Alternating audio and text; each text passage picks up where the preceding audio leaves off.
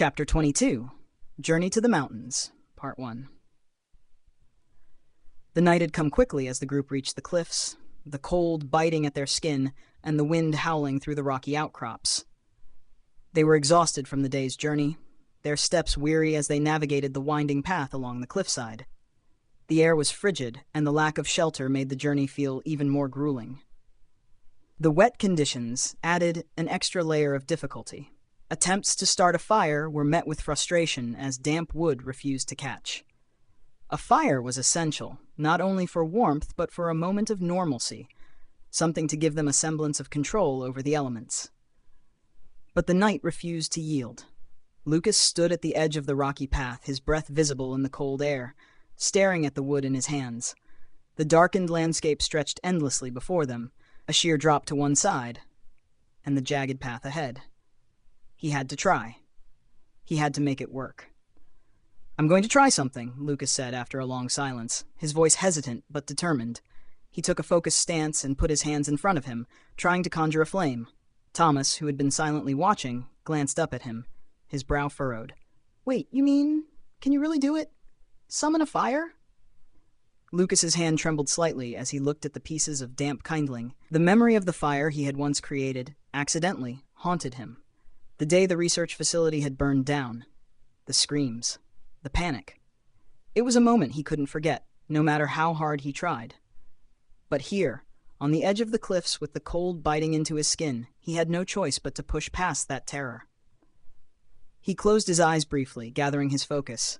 His breath steadied as he reached out, trying to harness the flame within him.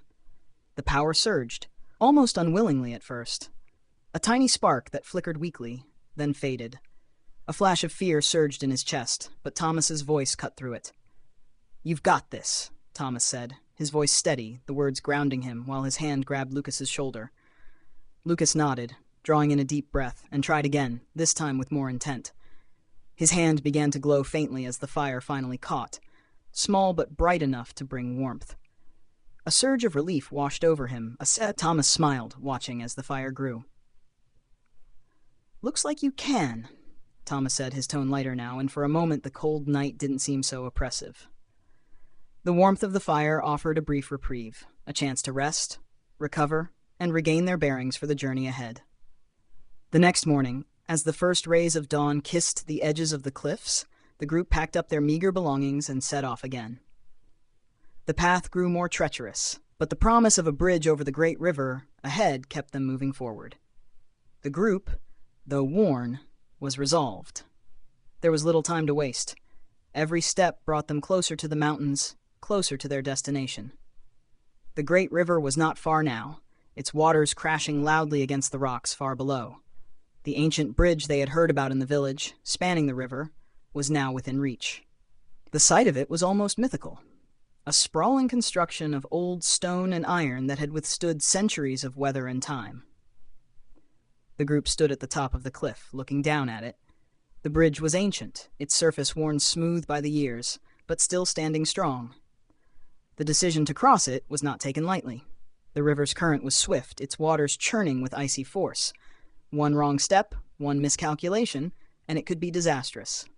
They approached the bridge cautiously, scanning the structure. But the group's mind was elsewhere. They had not had a proper meal for a while, and hunger started to affect them. Lucas had already thought of selling the batteries he found, but he knew he would have to sell it at a loss, knowing full well its value. He offered the group to go to a nearby village before crossing the bridge to sell the battery and maybe eat something. After a brief discussion, the group agreed to divert to the village to sell the battery, replenish their funds, and maybe eat something. They had made it through the first leg of the journey, but it was only a small part of what lay ahead. They needed more supplies to get through the rest of the journey, and they needed time to recover. The village provided just that. It was bustling with life. Humans and dwarves mingling in the streets, trading goods, and going about their business. Lucas's mind wandered as he sold the battery to a merchant they found in the nearby village, wondering if he would cause trouble. The battery, a rare commodity, might bring suspicion on the merchant's mind. Lucas decided to read the man's thoughts. All he could find was a feeling of happiness and disbelief. The merchant seemed very happy with the bargain. He couldn't find anything revealing the merchant knew of the party's status. The party took the opportunity to grab more provisions while keeping an eye on their funds. As they sat down to eat warm food and drinks, easing their weary muscles, Mina's restlessness grew. Her thoughts were on her father. Every day that passed without hearing from him felt like a day wasted, and every delay weighed heavily on her. But for now, there was little she could do except push forward. Trying to call from any public communicator would be a very high risk of being detected. After resting a bit in the village, they went back to the bridge to try to cross to the other side. They had planned to cross and go to the next village to find a way to travel to the mountains. Judging that trying to find a vehicle here would be risky while crossing the bridge's toll booth. They arrived at the bridge, cloaking themselves while crossing discreetly among the other pedestrians. The decision to cross the sidewalk on the bridge was a good one. They saw the patrols at the other side of the bridge, probably looking for them. While making sure no officers were looking, they finally crossed the bridge, quickly getting away. As they continued their journey toward the second village, the tranquil landscape of forests and plains stretched before them. The distant peaks of the dwarven mountains were still a long way off, their looming presence only adding to the growing tension in the group. They knew what awaited them at the mountains: danger, uncertainty, and the challenge of navigating the difficult terrain. But for the moment, they allowed themselves a moment of calm. Upon arrival at the second village, the group was relieved to find an independent transporter willing to take them further along their route toward the mountains. The journey in the magical transport pod allowed them to conserve their energy, making the journey more comfortable and efficient. The views were breathtaking and awe-inspiring, taking their minds off the predicament they were in. As they were discussing along the road, the peaks of the dwarven mountains showed themselves. Snowy and cloudy tops with some smoke trails coming from somewhere deep within the mountains. 2 hours later, as they reached the third village, the base of the dwarven mountains. It had taken them hours to reach the village, but the view was worth it. The mountains loomed above them, the peaks shrouded in mist, their jagged edges seeming to pierce the sky. They had reached the final stage of their journey, but it felt like they had barely scratched the surface of what lay ahead. They spent the next 3 days searching unsuccessfully for a way to enter the stronghold in the mountains. Everyone they talked to told them that you need to be a dwarf to enter the mountain, or a special guest. Frustration mounted, and after 3 days of dead ends, they left the inn of the village to regroup and plan their next steps. That's when they encountered the bandits. On the road leading out of the village, they spotted a dwarven merchant being accosted by a group of rough-looking bandits. The man was struggling, his goods scattered across the road. The bandits were laughing, clearly intending to rob him. Without hesitation, the group sprang into action. Lucas, Mina, and Thomas quickly overwhelmed the bandits, using their skills to subdue them and prevent the theft. The merchant, who introduced himself as Thrain Ironfoot, was grateful for their intervention. He had been on his way to deliver supplies to a stronghold deeper in the mountains and had been caught unaware by the ambush. As a token of gratitude, Thrain offered to guide them through the treacherous mountain paths. His knowledge of the area would be invaluable, and the group, though cautious, accepted his offer. Thrain's guidance brought renewed hope. The group was no longer alone in their journey. They now had an ally who knew the dangers of the mountains intimately. With Thrain's help, they prepared for the next phase of their journey, the climb toward the peaks. The mountains rose ominously in the distance, and the winds grew colder, stronger. The hardships were only just beginning, but now, at least, they had a guide to help them navigate the dangerous terrain. The journey was far from over, and the group knew that each step would bring new challenges. But they were ready. The mountains were waiting. The group trudged along the steep path, their breaths rising in visible clouds as they ascended into the dwarven mountains. The air grew thinner, the wind colder, and the once lush terrain gave way to rocky outcrops and jagged peaks. Thrain, their steadfast guide, led the way with sure-footed confidence, but even he was occasionally forced to slow his pace as the incline steepened. Lucas, Thomas, and Mina followed closely, each feeling the strain of the climb in different ways. Mina, as always, was in top form. Her body, honed by years of athletic training, moved with a fluidity and strength that contrasted with the occasional labored breath from Lucas and Thomas. Thomas, while in good shape, was visibly struggling. His steps were heavier, more deliberate, but he pressed on. Lucas, however, seemed almost out of place. The weight of his past, the trauma, the memories, the burden of his powers, seemed to press down on him more with every step. Despite his strength, despite his powers, the physical exertion seemed to affect him on a deeper, more personal level. His thoughts wandered as he struggled to match Thrain's pace, to match Mina's effortless grace. The climb was a reminder of the tension within him, the way his body never seemed quite in sync with his surroundings, never quite in control. "Don't worry, Lucas," Mina called back to him, her voice light, almost teasing. "You're not exactly built for mountain climbing, but you'll get there." He managed a smile, but the words didn't fully reach his eyes. He could feel his frustration bubbling beneath the surface, but he pushed it down, focusing on the steady rhythm of his footsteps, the crunch of gravel beneath his boots. When they finally reached the plateau, a feeling of awe washed over the group. The mountains stretched endlessly in every direction, their peaks shrouded in mist, while at the heart of the plateau stood the massive gates of the dwarven settlement. The gates were an imposing sight, forged from iron and adorned with intricate runes that shimmered faintly in the daylight. Between the peaks, the settlement below buzzed with activity. Smoke rising from chimneys, the clatter of tools, and the hum of dwarven voices. "These gates are as old as the mountains themselves," Thrain remarked, his voice full of pride. He took a moment to admire the craftsmanship, running his hand along the ironwork.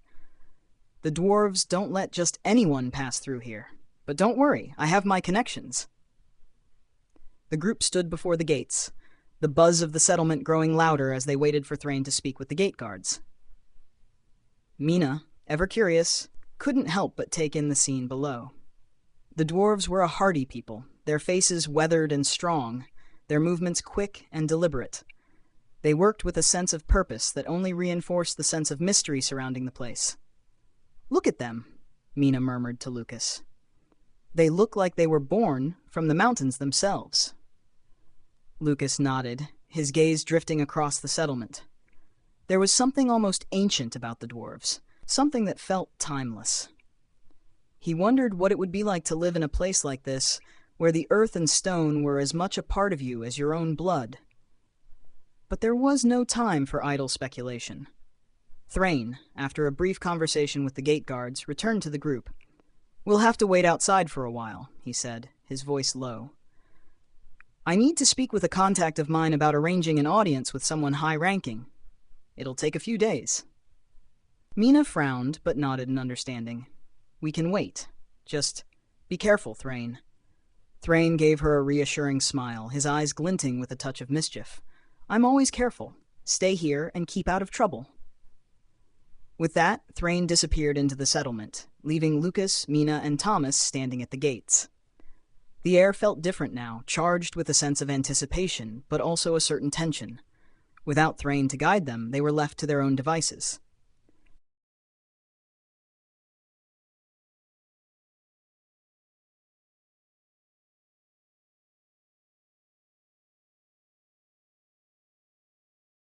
They decided to camp outside the gates, taking refuge on the edges of the bustling settlement. Merchants hawked their wares, tourists wandered through the village, and adventurers gathered in small groups, exchanging stories of their travels. It was a strange mixture of life, all blending together in a kind of chaotic harmony. As the day wore on, the group found a small tavern to settle into.